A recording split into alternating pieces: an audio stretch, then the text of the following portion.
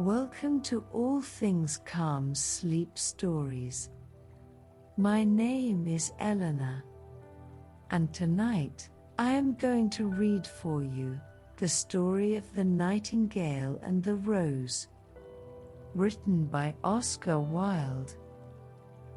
If you like this production, do give it a thumbs up, write a comment, and subscribe. These things not only help the channel to grow, but also motivates us to produce more such content. But for now, just lie back, relax, close your eyes, and listen to this calming sleep story.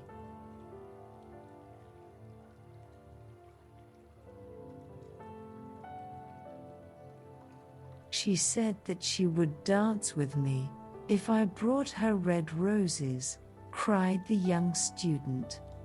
But in all my garden, there is no red rose. From her nest in the home oak tree, the nightingale heard him, and she looked out through the leaves, and wondered. No red rose in all my garden, he cried, and his beautiful eyes filled with tears. On what little things does happiness depend? I have read all that the wise men have written, and all the secrets of philosophy are mine. Yet for want of a red rose is my life made wretched. Here at last is a true lover, said the nightingale. Night after night have I sung of him, though I knew him not. Night after night have I told his story to the stars, and now I see him. His hair is dark as the hyacinth blossom, and his lips are red as the rose of his desire. But passion has made his face like pale ivory, and sorrow has set her seal upon his brow. The prince gives a ball tomorrow night, murmured the young student, and my love will be of the company. If I bring her a red rose, she will dance with me till dawn. If I bring her a red rose, I shall hold her in my arms, and she will lean her head upon my shoulder, and her hand will be clasped in mine. But there is no red rose in my garden, so I shall sit lonely, and she will pass me by. She will have no heed of me, and my heart will break. Here indeed is the true lover, said the nightingale. What I sing of, he suffers. What is joy to me, to him is pain. Surely love is a wonderful thing. It is more precious than emeralds, and dearer than fine opals. Pearls and pomegranates cannot buy it, nor is it set forth in the marketplace. It may not be purchased of the merchants, nor can it be weighed out in the balance for gold. The musicians will sit in their gallery, said the young student, and play upon their stringed instruments, and my love will dance to the sound of the harp and the violin.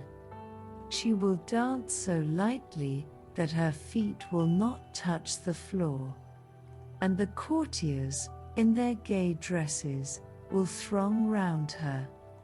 But with me she will not dance, for I have no red rose to give her. And he flung himself down on the grass, and buried his face in his hands, and wept. Why is he weeping? Asked a little green lizard, as he ran past him with his tail in the air. Why, indeed? Said a butterfly, who was fluttering about after a sunbeam. Why, indeed? Whispered a daisy to his neighbor in a soft, low voice. He is weeping for a red rose, said the nightingale, for a red rose," they cried. "How very ridiculous!" And the little lizard, who was something of a cynic, laughed outright. But the nightingale understood the secret of the student's sorrow, and she sat silent in the oak tree and thought about the mystery of love.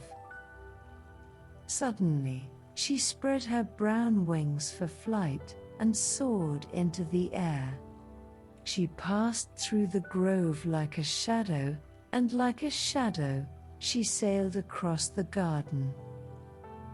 In the center of the grass plot was standing a beautiful rose tree, and when she saw it, she flew over to it and lit upon a spray. "Give me a red rose," she cried, "and I will sing you my sweetest song." But the tree shook its head.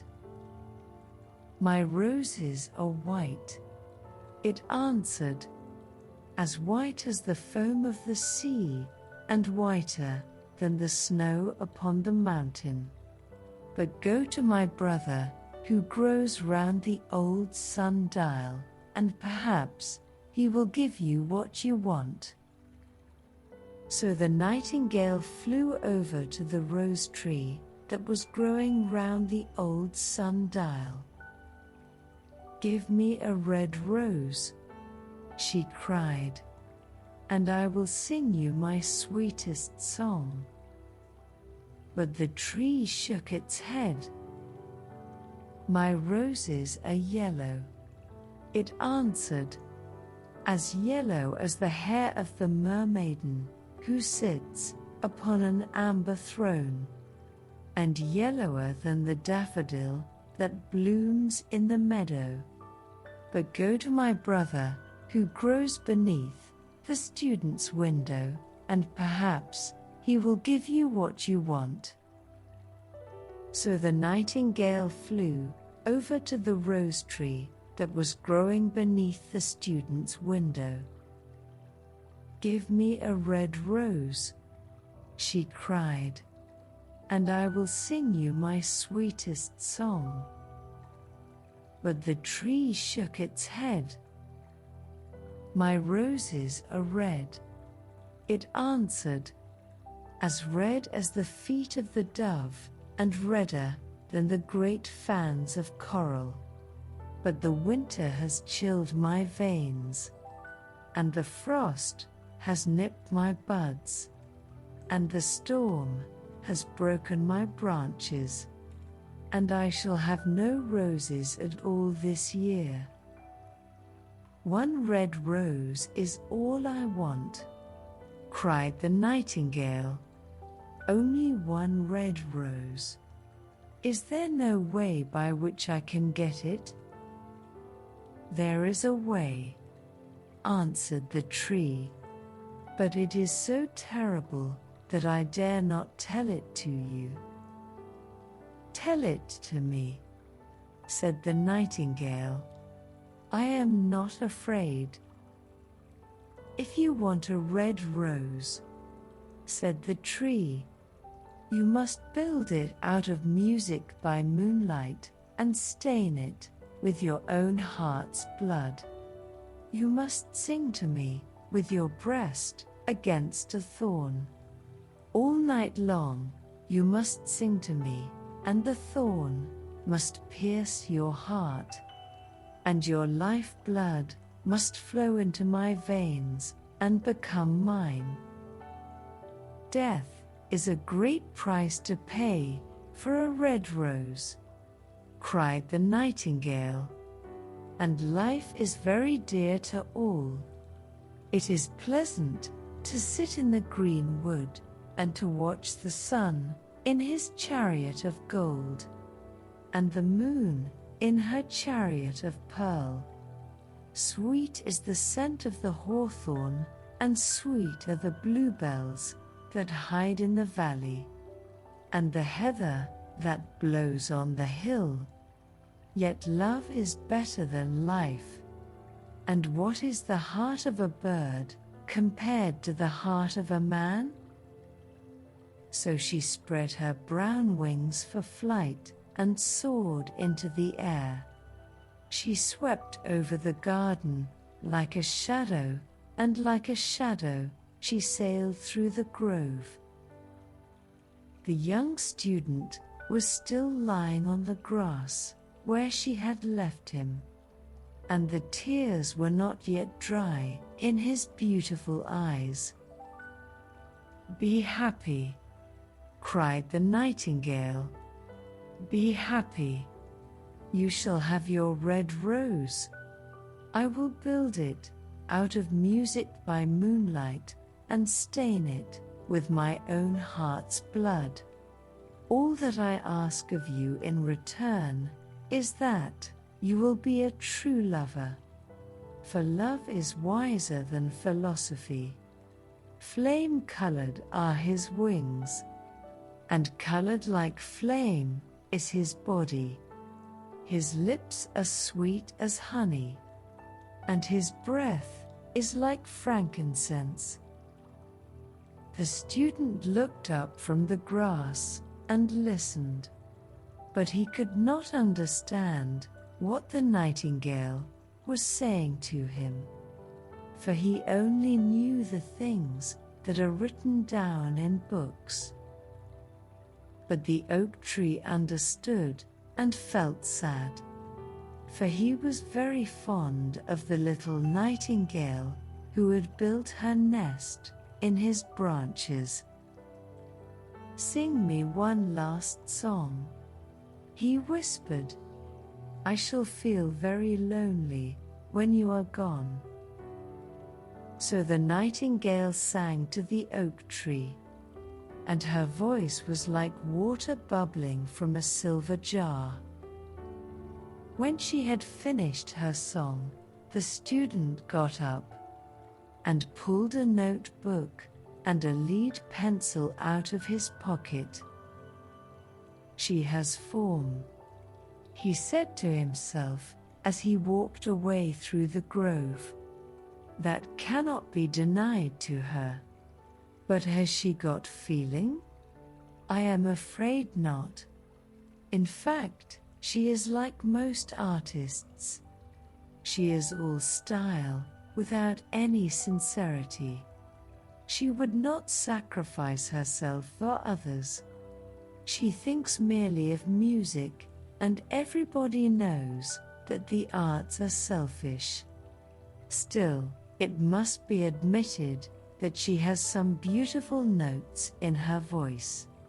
What a pity it is that they do not mean anything or do any practical good." And he went into his room and lay down on his little pallet bed and began to think of his love. And, after a time, he fell asleep. And when the moon shone in the heavens, the nightingale flew to the rose tree and set her breast against the thorn. All night long she sang, with her breast against the thorn. And the cold crystal moon leaned down and listened. All night long she sang, and the thorn went deeper and deeper into her breast, and her life blood ebbed away from her.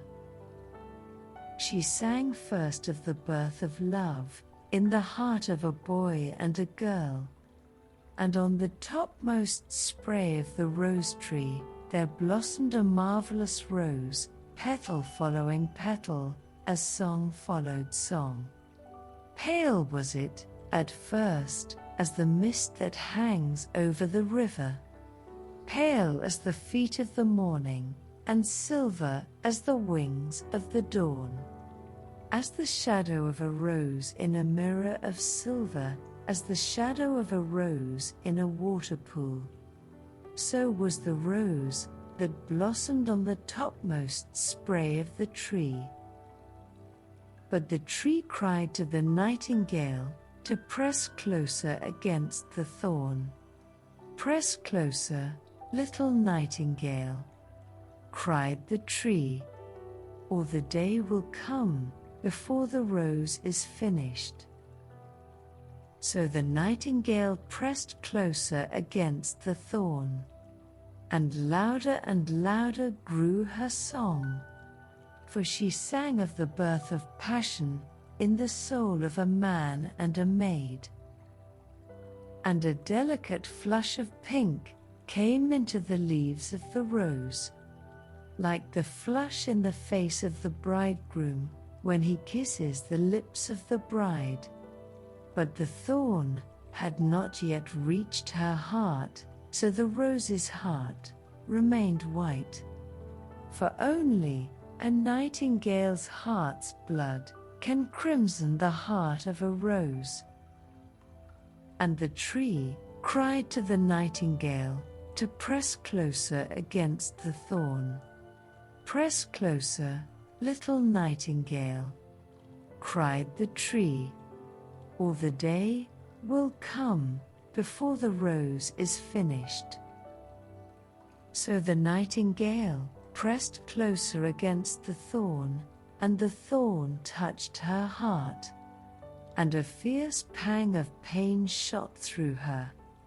Bitter, bitter was the pain, and wilder grew her song, for she sang of the love that is perfected by death, of the love that dies not in the tomb. And the marvelous rose became crimson, like the rose of the eastern sky. Crimson was the girdle of petals, and crimson as a ruby was the heart.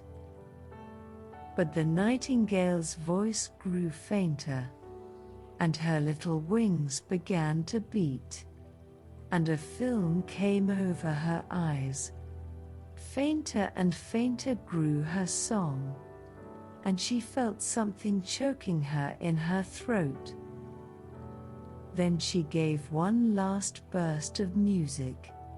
The white moon heard it, and she forgot the dawn, and lingered on in the sky.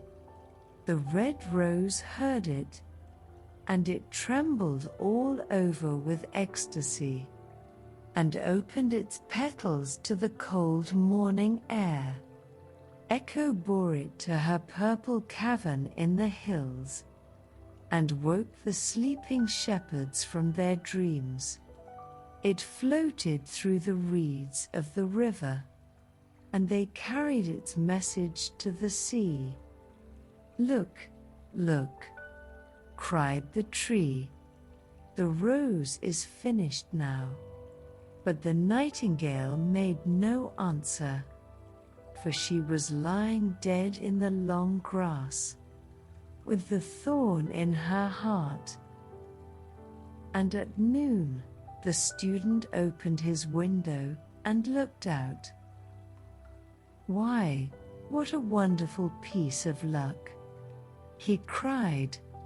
"Here is a red rose. I have never seen any rose like it in all my life. It is so beautiful that I am sure it has a long Latin name." And he leaned down and plucked it.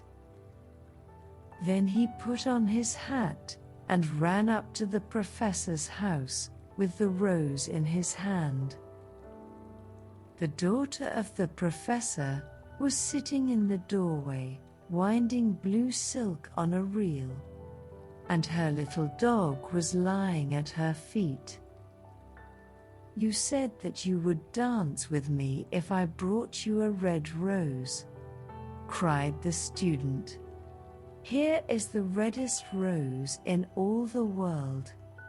You will wear it tonight next your heart, and as we dance together it will tell you how I love you."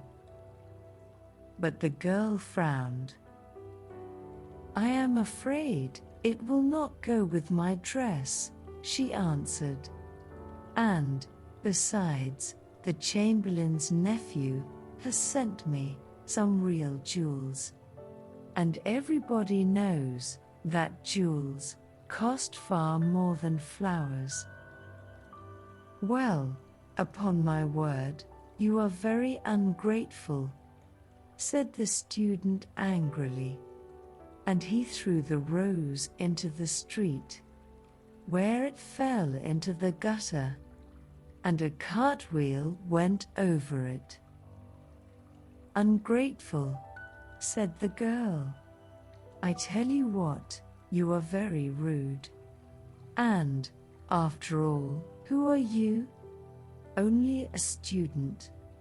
Why, I don't believe you have even got silver buckles to your shoes, as the Chamberlain's nephew has. And she got up from her chair and went into the house. What a silly thing love is, said the student as he walked away. It is not half as useful as logic, for it does not prove anything, and it is always telling one of things that are not going to happen, and making one believe things that are not true. In fact, it is quite unpractical. And, as in this age to be practical is everything, I shall go back to philosophy and study metaphysics. So he returned to his room and pulled out a great dusty book and began to read.